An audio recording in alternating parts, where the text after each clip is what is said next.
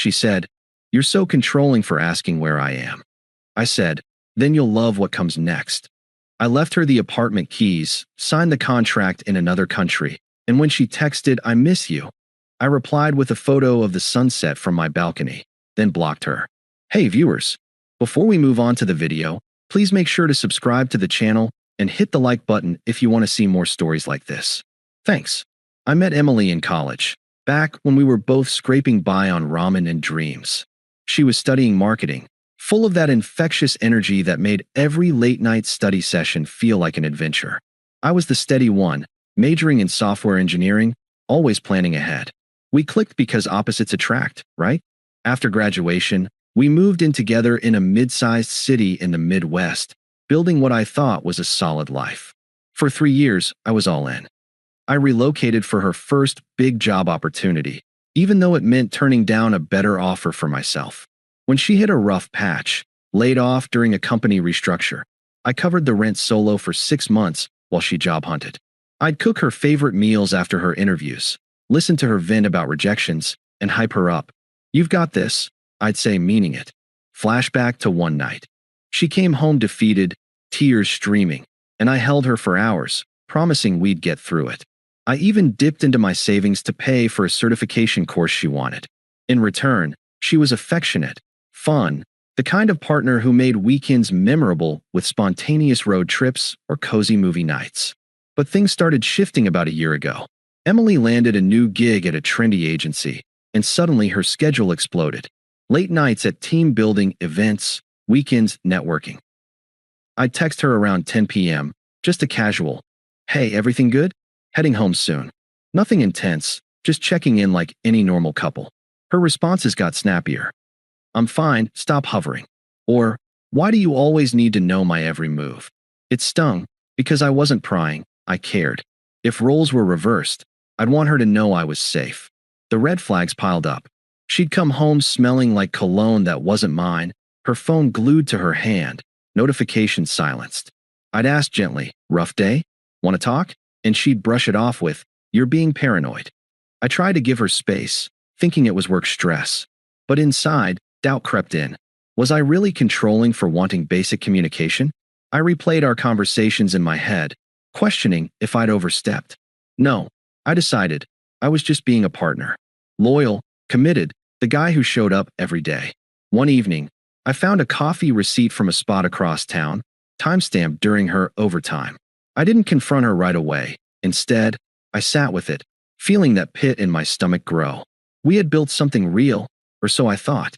I sacrificed promotions to stay local for her, turned down trips with friends because she wanted us time.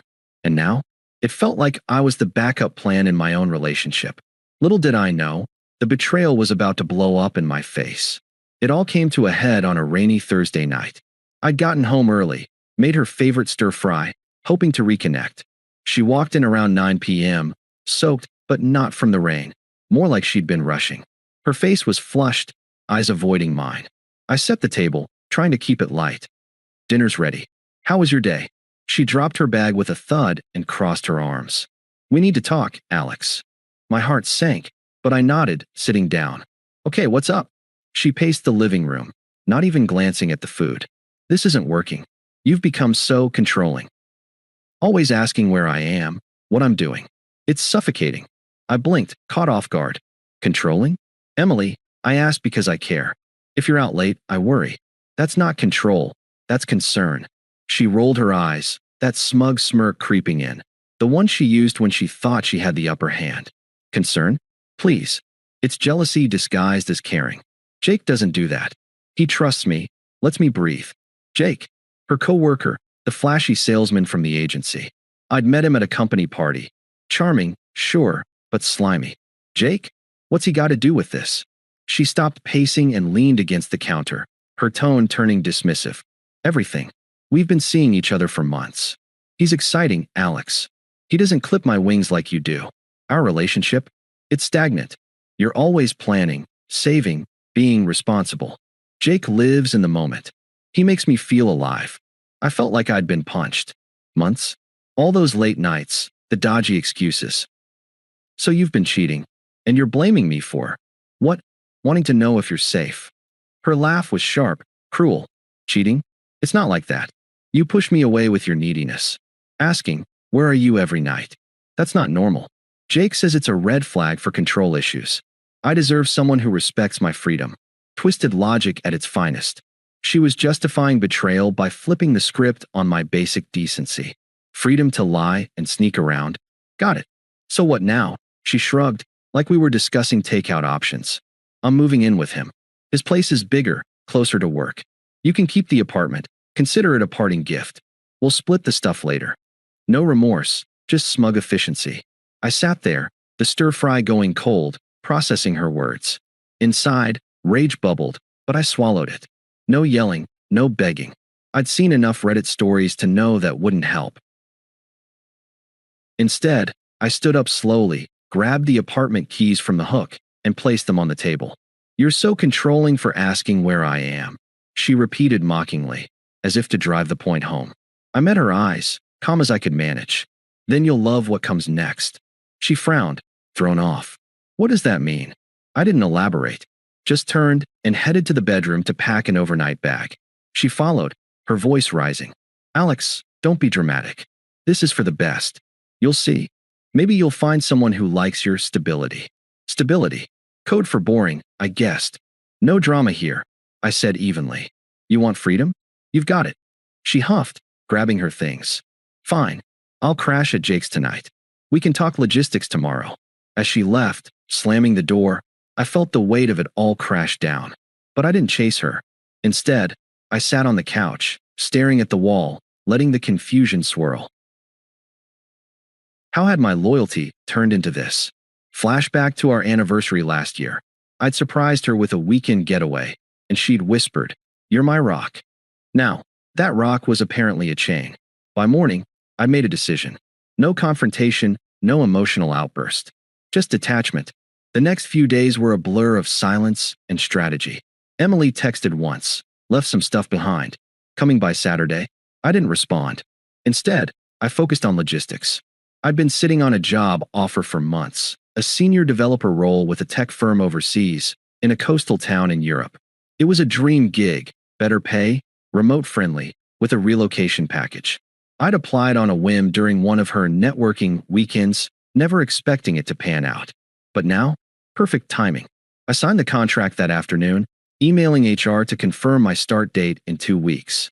No fanfare, just a quiet click of send.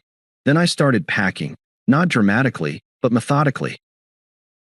Clothes, books, the few mementos that weren't tainted.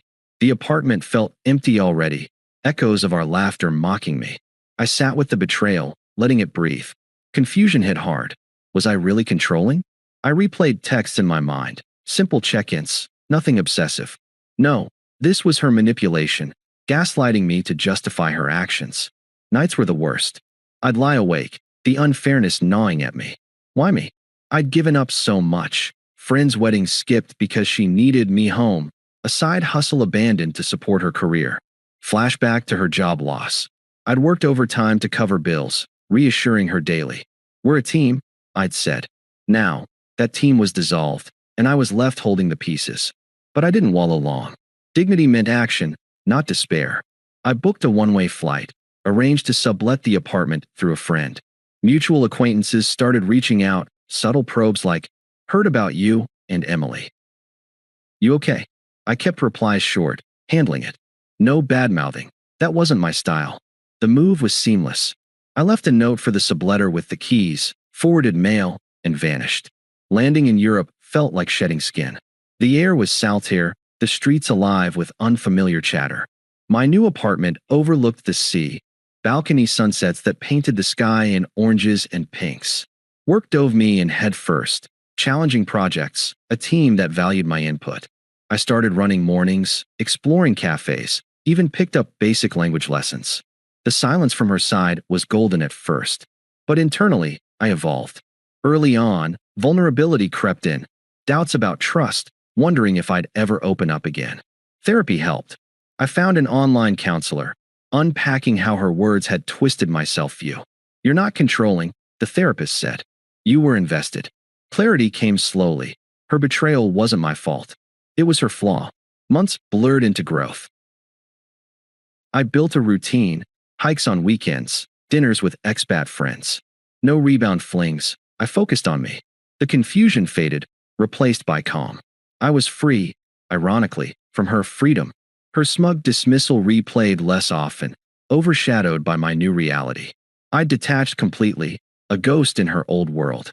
Little did I know, her unraveling was just beginning. Settling into my new life abroad, I kept tabs on the old world sparingly, mostly through occasional updates from mutual friends who weren't fully in her camp. At first, it was radio silence on Emily's end, which suited me fine.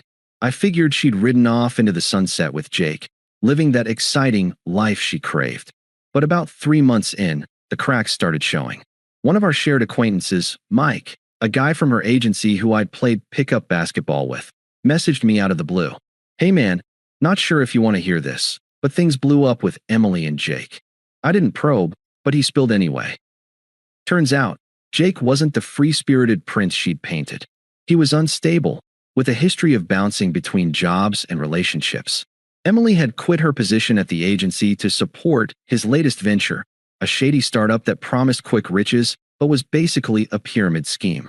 She'd invested her savings, convinced it was their big break. Karma hit like a freight train. The startup imploded when investors pulled out, exposing Jake's embezzlement. He bailed, leaving Emily holding the bag, debts piling up, no job, and isolated because she'd burned bridges at work by bad-mouthing colleagues who didn't get her new path. Worse, Jake turned abusive in the fallout, yelling matches, controlling her finances, ironic, right? And eventually cheating on her with someone from his old circle. She found out when his ex messaged her screenshots, proof he'd been playing multiple women all along. Mike said she'd unraveled fast. Moved back to her parents' place in the suburbs, scraping by on freelance gigs that barely covered bills. Her social media, which I glanced at once before blocking, shifted from glamorous posts to vague cries for help. Life lessons come hard, or betrayed by those you trust. Friends started distancing themselves when the truth leaked. Jake's mess wasn't just personal.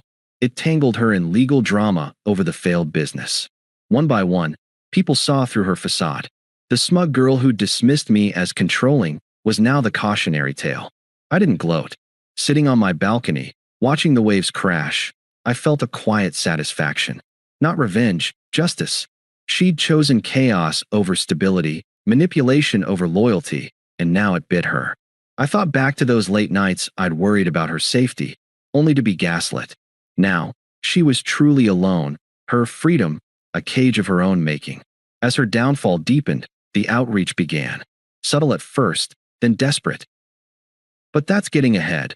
Let's just say, her attempts to crawl back exposed her true colors even more. It started innocently enough, about 6 months after I left. An email popped up, her work address, since I'd blocked her number. "Hey Alex, hope you're well. Just checking in.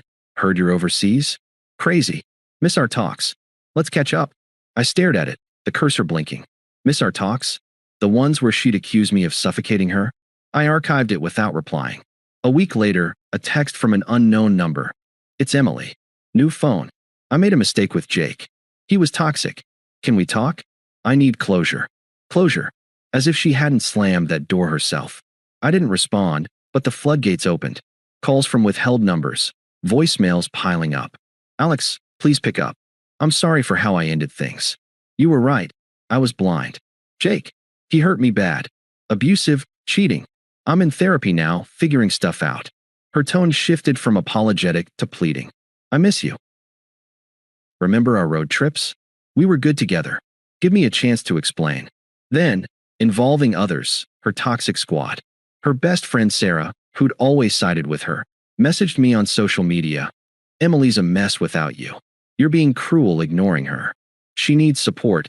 Be the bigger person." Cruel? The irony burned. Sarah followed up with a call. "Look, Alex, she's broke, living with her parents. Jake left her in debt. Her family's worried. Just talk to her. You owe her that after 3 years." Owe her? After her betrayal? I kept my responses minimal, a polite, not interested to Sarah, then blocked her too. Emily's attempts escalated. Angry emails. "How can you ghost me like this? You're proving you were controlling all along, punishing me for choosing myself. Choosing herself meant cheating and discarding me, but okay. She showed up in my dreams sometimes, not romantically, but as a reminder of dodged bullets. Her family got involved next, unpleasant as ever. Her mom called from a number I didn't recognize. Alex, this is ridiculous. Emily's suffering. You walked away without a fight, cowardly. Come back and fix this. Fix what? Their daughter's mess? I hung up mid-sentence. The desperation peaked with a barrage of texts. Please, I'm alone. No one understands like you. I was wrong. Jake was a liar. Let's start over. I'll move there if you want. It revealed the hypocrisy, begging for the stability she'd mocked. Power reversed. She was unraveling, while I thrived. But I stayed detached, no emotional hooks left. The climax came unexpectedly, about a year after the split, during an online reunion for our old college group. Mike organized it, a video call to catch up. I joined from my balcony, sunset glowing behind me, feeling worlds away. Little did I know, Emily had wheedled her way in, probably through Sarah. She popped on screen, looking worn, dark circles, forced smile. The chat was awkward, people tiptoed around our history. Then she messaged privately. Alex, wow, you look great. That view, incredible. Can we talk after? I ignored it, focusing on the group. But she pushed, unmuting. Hey everyone, quick shout out to Alex. Congrats on the move. We should all visit. Polite murmurs. Then, in private chat again. Please, Alex. I miss you. Jake was a nightmare. Abusive, left me broke. I'm better now. Let's reconnect. Her voice cracked on the call when she circled back publicly. Alex, off topic, but I regret everything. You were the best thing. Can we chat privately? The room went silent. I unmuted calmly, face neutral. Emily, that chapter's closed. I've built a life here. New job, new friends, peace I didn't know I needed. You're irrelevant to that now. She blinked, stunned. Irrelevant. After all we had. You're heartless. Heartless, like her smug breakup? I didn't bite. Not heartless. Just moved on. Completely. She ranted then, true colors blazing. You think you're better? Running away to Europe? You'll end up alone too. I smiled faintly. Alone? Nah. This is freedom, real freedom. Enjoy yours. With that, I sent a quick photo to her private chat. The sunset from my balcony, waves crashing below. No caption needed. Then, I blocked her mid-call, excusing myself from the group with a wave. Great seeing you all, gotta run. After, reflection hit. I'd evolved, from the hurt guy questioning his worth to someone emotionally free. No sympathy for her karma, it was earned. Now, I'm dating casually, someone who values stability without weaponizing it. Work's booming, life's sunsets over the sea. Thanks for watching. Make sure to subscribe to the channel and hit the like button. What do you think about this story? Share it in the comments.